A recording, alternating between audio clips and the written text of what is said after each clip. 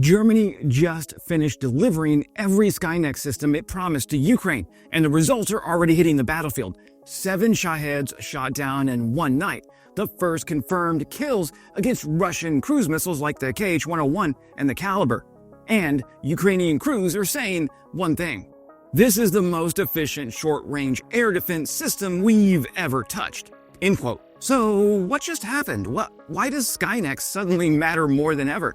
And how does this German Frankengun keep embarrassing Russian drone swarms? Hey friends, Wes here, veteran of the US Army Infantry with the 101st Airborne Division and the Air Force. And let's just pause for a moment and appreciate how great the German naming of Skynex is, especially compared to something like the Panzerhaubitze 2000. Let's break it down. In late 2025, keep it together, Wes. In late 2025, Rheinmetall confirmed it had finished delivering every Skynex system pledged to Ukraine. There were no delays, there were no paperwork purgatories, there were no, we'll get back to you next fiscal year. Germany actually delivered on time. Write that down because it might be a historical first. The first package included multiple Skynex firing units, Rheinmetall HX heavy trucks carrying the 35mm Oerlikon guns, AESA radar units, a battle management system, and stockpiles of AHED programmable ammunition. Ukraine now has a complete networked short-range air defense battery, not a token demonstration model. These units were immediately deployed to protect power plants, rail hubs, transformer stations, and ammunition depots because the next dozen winners will be decided not just on the battlefield, but on the electrical grid. And here's the part Russia really hates. Ukrainian crews mastered this thing fast. Like within weeks of arrival, Ukraine was publishing verified footage of Skynex engaging and destroying Russian drones in live combat. United 24 released visual confirmation footage of Skynex shooting down 7 Shaheds in a single night. No missiles were wasted, no $400,000 interceptors were tossed at $20,000 drones, just precise surgical bursts of AHED ammo shredding flying Mario Karts out of the sky. That's not fair, I like Mario Kart. Then came another report, and this one turned heads. According to Ukrainian Ukrainian operators confirmed that Skynex is now proving effective against Shahed loitering munitions, Kh-101 cruise missiles, and Caliber naval-launched cruise missiles. That last one is important. Caliber is one of Russia's main long-range precision weapons. If Skynex can reliably engage cruise missiles, even at short range, it changes everything for Ukraine's layered air defense network. It means the point defense layer just grew fangs. Skynex is a digital bubble of absolutely not today, Putin. It's built on 3 pillars. The radar bubble. Skynex uses a high refresh AESA radar that can detect small, low radar cross-section targets like Shaheds or Lancets from a significant distance.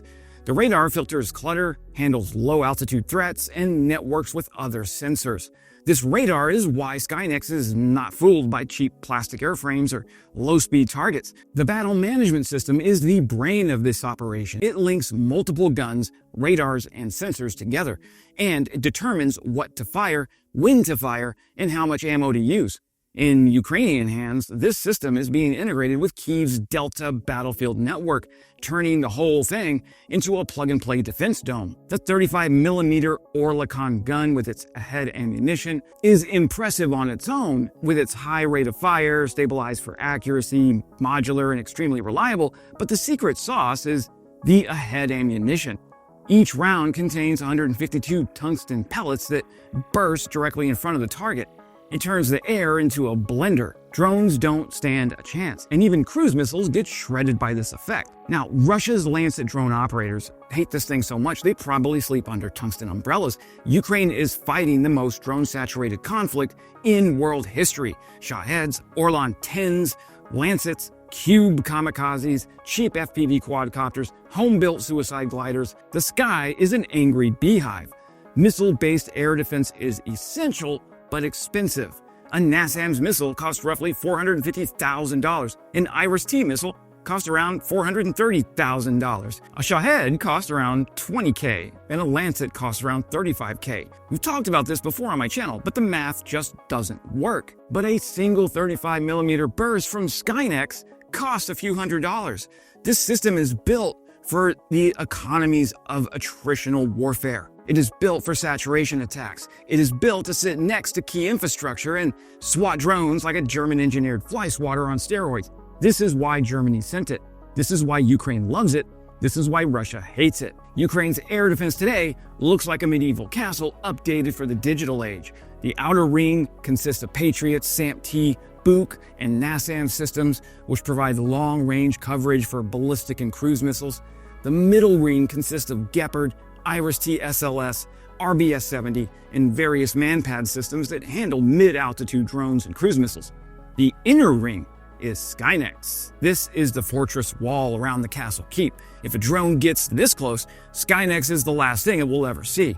And because Skynex is modular and mobile, Ukraine can reposition it quickly to protect whatever Russia decides to attack with next. Every time Skynex shows up, people ask the same question. Is this the next Gepard? Well, the short answer is no. Gepard is older, heavier, uses twin 35mm guns, and has been a champion on the battlefield. But Skynex brings modern digital networking, advanced radar, automated battle management, reduced crew requirements, optimized ahead ammunition for drones, lower running costs, and modular deployment options. Think of the Gepard as the veteran linebacker. Skynex is the younger, faster, more digital linebacker who grew up watching Friday Night Lights on TikTok. Together, they're a nightmare for anything that flies lower than 5,000 feet. Germany's military-industrial revival is real. Berlin has flipped from soft power Germany to fine, let's build an arsenal again. In the past year, Germany has delivered Skynex, IRIS-T, Gepards with restored guns, 155mm ammunition, Leopard tanks, anti-drone jammers, drone detection sensors, and a range of other air defense systems. Skynex is different. It's not old stock. It's not refurbished stock. It's new production. Germany is building these for itself and for Ukraine, because the battlefield proved out the concept. Also, thanks, Russia, for letting us test this new kit on you. Very gracious of you. Wait, why do Russians keep attacking civilian targets? Oh, because they're assholes, I forgot. I keep forgetting. World-class assholes. The world has changed. Air defense is now the most decisive category of the war, and Germany wants to shape the future of it. This is where things get spicy. Ukreforum reported that Skynex successfully intercepted these cruise missiles, KH-101 and Caliber, two of Russia's most important long-range strike weapons. We should treat early claims cautiously, but if confirmed, this means Skynex's ahead ammo can damage or disable cruise missiles. Its radar can track them at low altitude, its reaction time is fast enough for interception, and it can defend infrastructure against more than just drones. This fundamentally expands Ukraine's point defense capability. Imagine a future where power stations, train depots, ammunition storage sites all have Skynex systems providing the final 1,000 meters of protection. Whatever comes out of this so-called peace negotiation that's happening, here's what I can tell you. You cannot trust Russia to honor any peace treaty. It's that simple. So this military technology needs to continue going into Ukraine to ensure that once Russia finally breaks this peace deal that's starting to form, Ukraine has solid defense. Now, Russian Telegram channels have started labeling Skynex as one of the priority targets to locate and destroy. They can't get near it, and it's ruining their strike planning. Sad Putin. Skynex creates major problems for Russia. Drone swarms don't work, cruise missiles become less reliable, sabotaging infrastructure requires more resources. Russia now has to burn more Iskanders, more ballistic missiles, and more expensive weapons just to try and achieve the same effect. That is what a layered defense is supposed to do.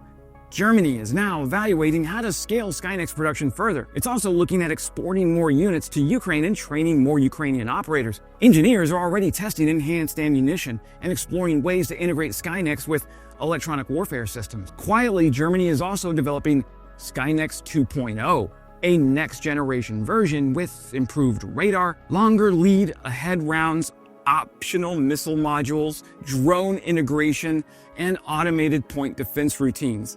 The future of short-range air defense is a network. Skynex is one of the first nodes.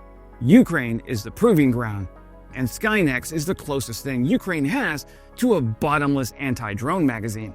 It's a system designed for the war Ukraine is fighting, not the war NATO spent 20 years preparing for. And now, that it's fully deployed, Russia faces a new reality. The days of cheap drone saturation are numbered. The days of uncontested Shahed strikes are ending.